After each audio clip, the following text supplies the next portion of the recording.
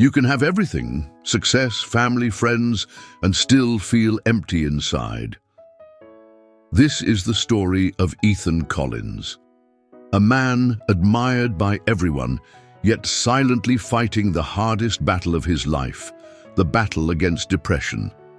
If you've ever smiled at the world while crying on the inside, this story is for you. If you've ever felt exhausted for no clear reason or carried a weight you couldn't explain, stay with us until the end.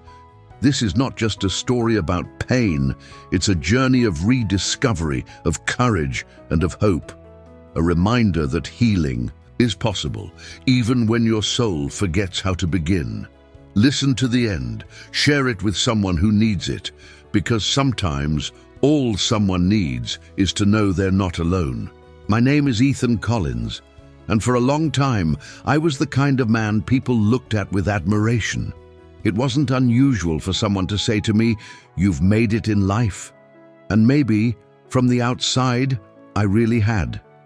At 43 years old, I owned a spacious house in a leafy Connecticut neighborhood, 2 cars in the garage, a charming wife named Madison, 2 healthy kids, Aiden and Grace, and an executive position at one of the country's top tech companies. My calendar was always full. Meetings, decisions, investor lunches, social dinners, all done with a smile, a flawless tie, and the right words at the right time. But what no one knew, not even Madison, was that every morning I woke up with a deep, overwhelming desire to stay in bed. What nobody imagined was that, behind the many congratulations and compliments, my chest hurt. And it wasn't physical pain. It was a kind of pressure, a silent weight that followed me everywhere, like a shadow that refused to disappear, even under the spotlight of success. From a young age, I learned not to show weakness. My father, James Collins, was a strict man. I grew up hearing phrases like, "Real men don't cry," and "You're only worth what you deliver." At 22 years old, when I landed my first job at a multinational company, he just nodded and said, "That's the bare minimum." I never had room to talk about fear, sadness, or loneliness. So when those feelings started to grow inside me, I locked them away in a vault deep within me, but eventually the vault overflows. I remember one night clearly, a little over a year ago. It was a Friday. I got home around 9 in the evening after a major presentation to a group of international investors. Everyone praised my performance. They said I had stage presence, that I spoke with confidence. I walked through the front door, and Madison came to hug me. Aiden ran to show me a drawing he made at school. Grace, with her blonde curls and curious eyes, held her teddy bear waiting for her goodnight kiss. I looked at the 3 of them and smiled. On the outside, everything looked perfect. On the inside, everything felt empty. After everyone had gone to sleep, I went to the bathroom and stared at my reflection. It felt like I was looking at a stranger. My face was tired. My eyes were dull. My soul hollow. I had everything except peace. And the truth is, I no longer knew what peace felt like. Over the years, I became a master at pretending. I smiled at parties, gave motivational speeches at work, took family vacation photos, but none of it filled me.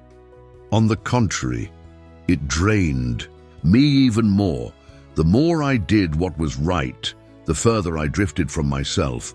And that's when I started to ask, what happens when the man everyone admires can no longer admire himself? The next morning, I sat at the table with my wife and kids.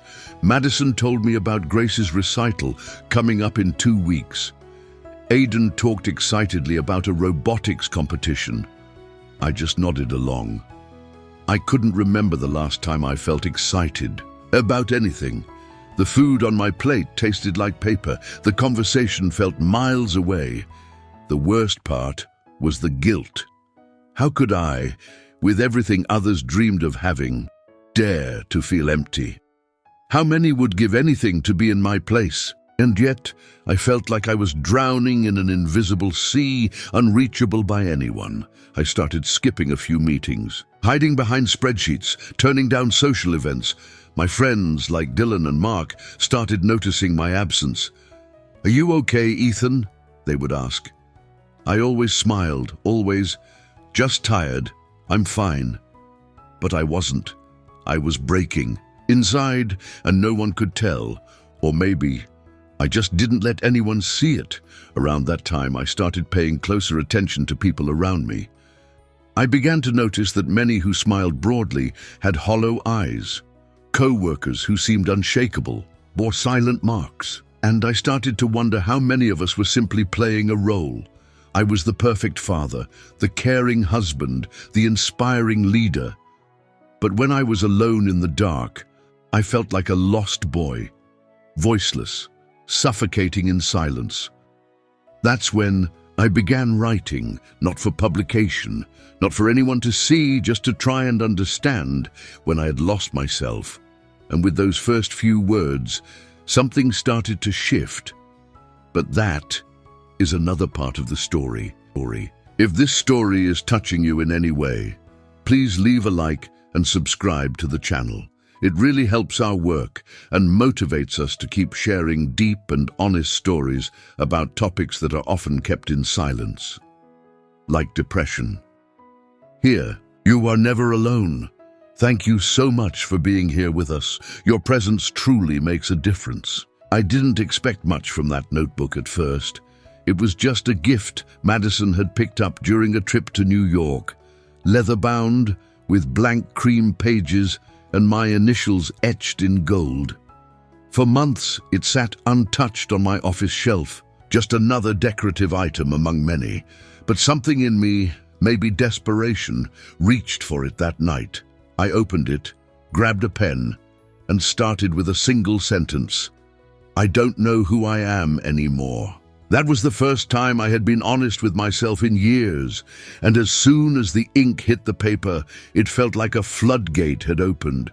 I wrote for hours, memories, thoughts, regrets, questions, not in any order, not with any plan. I just wrote. It was like peeling back layers I didn't even know existed. Each entry brought me closer to a truth I'd been avoiding. I had built my life on expectations, my father's, society's, maybe even Madison's, but never my own. I did everything I was told would bring happiness. A good education, a strong career, a family, a mortgage. But in the process, I forgot to ask what I actually wanted, what peace felt like for me. During the day, I kept up the act. I showed up at the office, checked the boxes, led meetings with a practiced smile. But at night, I returned to that notebook like a man gasping for air. I started noticing things differently. In the elevator, I caught myself looking at my own reflection, not with pride, but with curiosity. Who are you really, Ethan? I didn't have an answer. Madison began to notice small changes. I was quieter, more distant. "Are you okay?" she asked one evening while we were brushing our teeth side by side. "You've been somewhere else lately." I wanted to tell her everything. I wanted to say, "No, I'm not okay. I feel like I'm vanishing behind a mask I no longer know how to take off." But I just said, "I'm just tired. Work's been a lot." She nodded, kissed me on the cheek, and went to bed. I watched her sleep that night. The curve of her back, the slow rhythm of her breath. I loved her, I really did. But it scared me how far apart we had drifted. Not in routine, but in soul. There was a time when I shared everything with her. Dreams, fears, little victories. But somewhere between carpool lanes and boardrooms, we had started speaking in schedules instead of stories. One weekend, we took the kids to a park near the lake. Grace was picking flowers, Aiden chasing ducks. Madison spread out a blanket and took photos, the kind she loved to post online with captions like "Family First" and hashtags about blessed Sundays. I sat on the grass watching them, feeling like a ghost in my own life. I wondered what it must look like to others, a perfect family picnic, a man surrounded by love and sunshine. But inside me, the storm hadn't quieted. If anything, it was growing. I began seeing a therapist. Secretly, her name was Dr. Rachel Whitman, and our sessions took place in a quiet office above a bakery downtown. I had never considered therapy before. Where I grew up, men didn't talk to strangers about their problems. We worked, we solved, we moved on. But I had stopped moving a long time ago. I was standing still while life rushed past me. The first session, I could barely speak. My throat tightened and I stared at the window most of the time. Rachel didn't push. She just said, "Take your time, we'll go at your pace." And that silence, gentle, accepting, was the loudest thing I'd heard in years. It took weeks before I opened up. I spoke of my father, of the pressure, of the dreams I buried to wear a suit and meet expectations. I spoke of Madison and how I felt like a stranger in my own home. I told her how success had become a prison with glass walls, beautiful, polished, and suffocating. She said something I'll never forget. "You've mastered performance, Ethan, but you've forgotten presence." That hit me harder than any boardroom confrontation, because it was true. I was there, but I wasn't present. Not for myself, not for my wife, not for my children. I began journaling differently after that. Less about what was wrong and more about what I felt. Fear, shame, hope, longing, even moments of gratitude. It was awkward at first. Vulnerability always is. But piece by piece, I was rebuilding a relationship with the one person I had ignored. The most, myself. One night after the kids went to bed, I sat with Madison and said, "I need to tell you something." She looked at me, concerned. "What is it?" I took a deep breath. My palms were sweating. I've been struggling for a long time, and I don't know how to explain it, but I feel like I've been lost for years. I'm trying to find my way back. I just need you to know that. She didn't say anything at first. Then quietly, she reached for my hand. That silence. It didn't feel empty anymore. It felt like the beginning. The day after I opened up to Madison, I expected something to shift, maybe a flood of emotions, maybe some dramatic breakthrough. But instead, life continued, quietly and cautiously. She didn't overwhelm me with questions, nor did she pretend nothing had happened. She simply became more attentive. She'd touch my shoulder when passing by. She'd pause before leaving the room, as if checking whether I needed her to stay. And those gestures, though small, gave me space to breathe. But just because I had spoken the truth didn't mean I had found peace. That's what no one tells you. Healing is not an event. It's a slow, sometimes agonizing process. Some days I felt stronger. Other days, I couldn't even fake it. One of the hardest parts was realizing how much of my identity was built on validation. I didn't just like approval. I needed it. Every great job, every promotion, every applause-filled meeting fed the version of Ethan I had created for the world. And when that version started to crack, I panicked. Who was I if I wasn't impressive? I remember a particular day at work. We had a high-level strategy meeting, and for the first time in years I told my team, "I don't have the answer right. Now let's sit with it and talk again tomorrow." There was a long silence. Some raised eyebrows, but no one died. The company didn't collapse. And strangely, I felt free. I started being more honest in small ways. Saying "I don't know" instead of pretending, asking for help instead of powering through, telling Madison when I was having a hard day instead of withdrawing. It wasn't easy. It felt unnatural, almost embarrassing at times. But with every small truth, the mask became lighter. That said, not everyone embraced the new version of me. A few colleagues seemed uncomfortable with my transparency. One executive, Lucas Hartman, pulled me aside and said, "Are you okay, Ethan? You seem softer lately. You know this place rewards strength." I smiled politely but said nothing. What I wanted to say was, if by strength you mean pretending I'm invincible while crumbling inside, then maybe I'm fine letting that go.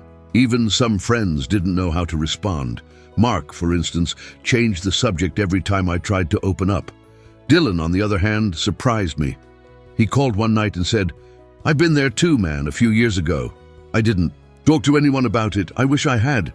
I'm proud of you for not letting it eat you alive. That moment gave me more comfort than I could explain. And yet, despite the small victories, the nights were still the hardest. There's something about the silence after everyone's asleep that amplifies every thought. I'd lie in bed next to Madison, hearing the distant hum of the heater or the occasional bark from a neighbor's dog, and suddenly the weight would return. What if I never feel normal again? What if this emptiness never goes away? Sometimes I would get up and sit by the window, watching the streetlights flicker. I'd see the shadows of early joggers, delivery trucks, the world slowly waking up, and I'd feel like I was watching from behind glass. Present, but not quite part of it. Dr. Whitman told me something one session that stuck with me. Depression isn't always sadness. Sometimes it's numbness. It's the absence of joy, the fading of color. But the fact that you're still searching means your soul hasn't given up. That line played in my mind often, especially on mornings when the alarm would ring and I'd have to decide whether to put the mask back on or face the world as I truly was. Little by little, I began choosing honesty. I started jogging again, not for fitness goals or appearance, but just to move, to feel the ground under my feet. I began cooking with Grace on weekends, letting her pick the recipes, even if it meant eating heart-shaped. And pancakes 5 Saturdays in a row. With Aiden, I sat down to build his robotics project, not as a chore, but as a chance to reconnect. And one afternoon, I stood in front of my team at work and said, "Let's start each meeting with one thing we're grateful for. Business can wait 5 minutes. Let's remember we're people too." At first, there were chuckles, some rolled their eyes. But then, one by one, they shared. A newborn baby, a sick mother who was recovering, a simple walk in the woods. And I realized everyone's carrying something. The difference is some learn to hide it better than others. That night, I wrote something in my journal that felt like a turning point. I'm not healed, but I'm healing, and that's enough. For now. It happened on a Tuesday afternoon. Nothing extraordinary. I had just finished lunch alone at a small cafe near the office. A quiet corner place with wood tables and soft jazz music in the background. I was sipping my coffee, scrolling through emails on my phone when I saw a video that Grace's teacher had sent to Madison. Madison had forwarded it to me with a simple caption, "Look at her face when she spots us in the crowd." It was Grace's school recital, which I had missed. I was in Chicago that day negotiating a deal. I told myself it was important, that there would be other recitals. But watching that video, Grace stepping onto the stage in a little blue dress, glancing into the audience, searching, smiling wide when she saw Madison. And then, slowly, her smile fading when she realized I wasn't there.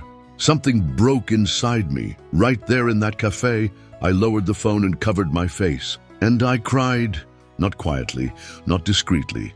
I wept like someone who had been holding back for years. It wasn't just about missing the recital. It was everything. All the moments I had traded for success. All the times I chose obligation over connection. All the smiles I faked. All the nights I felt alone in a room full of people.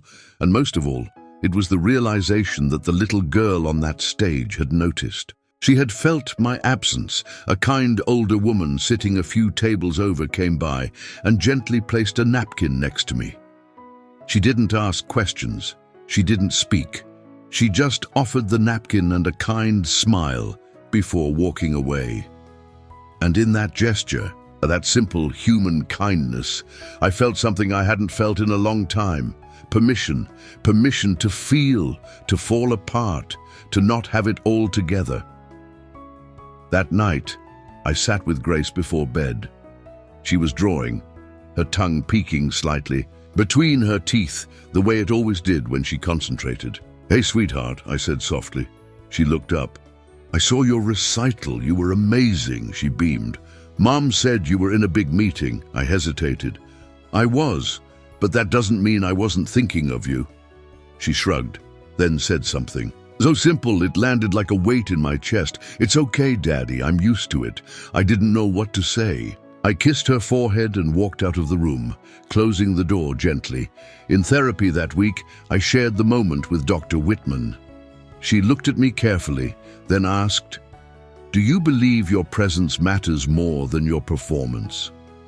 It was such a simple question, and yet I realized I didn't know the answer. I had spent my life performing, for clients, for bosses, even for my own family. I thought my worth came from what I did, not who I was. That week, I made a decision. I stepped back from a major project at work. I told my boss I needed time to prioritize my mental health and my family. I expected resistance. Instead, he looked at me and said, "Take what you need, Ethan. We've got you covered." And once again, I realized I wasn't as alone as I thought. I began waking up earlier, not to read news or prep for meetings, but to walk, just walk, sometimes with coffee, sometimes with nothing but the early morning light. I'd watch the sky change from dark blue to gold and listen to the world waking up, birds, wind, leaves crunching underfoot. It was during one of these walks that I bumped into an old colleague, Liam Reynolds, someone I hadn't seen in over a decade. He looked surprised to see me in sweatpants and a hoodie. "Ethan Collins, Mr. Suit and Tie." He laughed.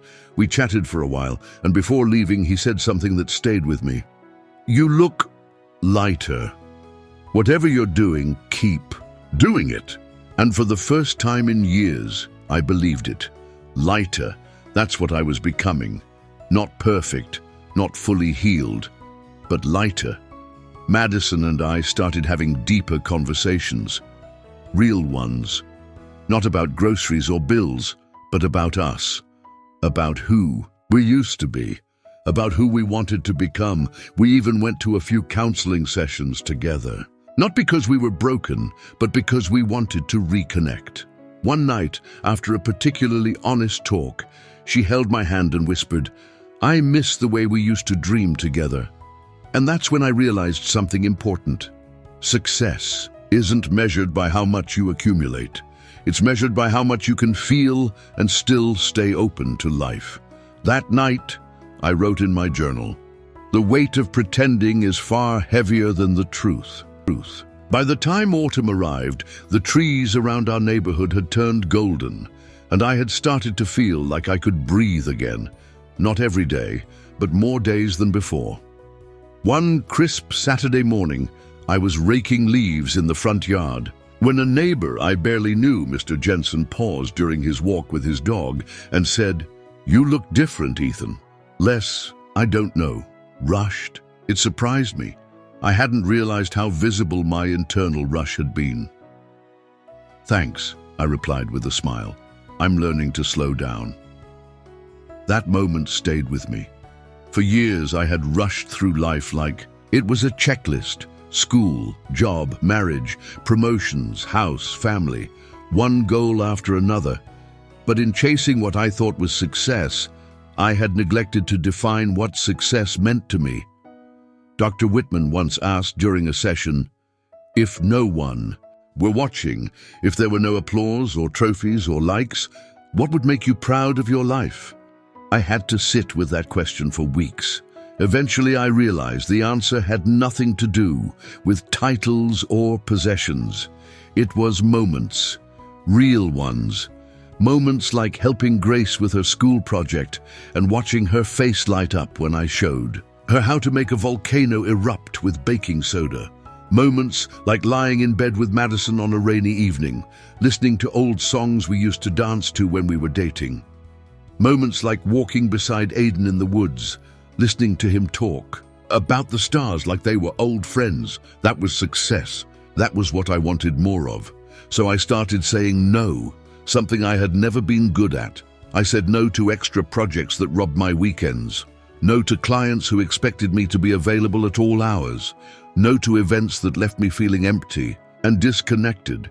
But more importantly, I started saying yes to the things that made my soul feel alive. Yes to Grace's ballet recital and being in the front row this time. Yes to volunteering one Saturday a month at a local shelter with Aiden. Yes to therapy still. Yes to long walks. Yes to unstructured time. Yes to doing nothing sometimes and being okay with that. The first time I took a full weekend offline, I was nervous. I left my phone in a drawer, told my assistant I was unreachable, and braced myself for guilt. But you know what happened? Nothing fell apart. In fact, by Monday I felt more energized, more focused. My creativity returned. My presence in meetings became sharper. And more importantly, I showed up at home with my heart available, not just my body. Madison noticed. One night she said, "You laugh differently now. It feels real." I didn't know I had stopped laughing for real, but she was right. My laugh had changed because it was no longer a performance. It came from a place of connection, not exhaustion. One evening after dinner, I asked Aiden a question I never had before. "What do you think I do for a living?" He tilted his head and answered, "You go to meetings and talk a lot." I laughed. Then I asked, "But what do you think I'm best at?" He thought for a long time, then said, "Making pancakes." And you listen better now. That one sentence meant more to me than any award I had ever received. Because for so long, I believed my value came from achievement. But now, hearing that from my son, I understood something deeper. Being present, being available, being human. That was what mattered. I don't want to pretend that everything became perfect. I still have low days. There are mornings when the fog creeps in again. Days when old habits call me back to the rush, but now I recognize the signs. I pause, I breathe, I talk to Madison, I write in my journal, I walk, I reconnect with my why, and I no longer feel ashamed of needing help, of admitting I don't always have it together. I shared some of my story with a colleague once during a business retreat. We were sitting by a fire pit after dinner, and he opened up about feeling hollow despite his booming career. I told him a bit of what I had been through, the panic, the silence, the therapy, the video of Grace. When I finished, he just nodded and said, "You have no idea how much I needed to hear that." And I thought, maybe this is why we go through these valleys, not to hide them, but to guide others through them, not to erase the pain, but to show that healing is possible. That night, I wrote in my journal, maybe the most powerful thing we can be is honest. It's been over a year since that first night I opened the leather-bound journal and wrote, "I don't know who I am anymore." So much has changed since then.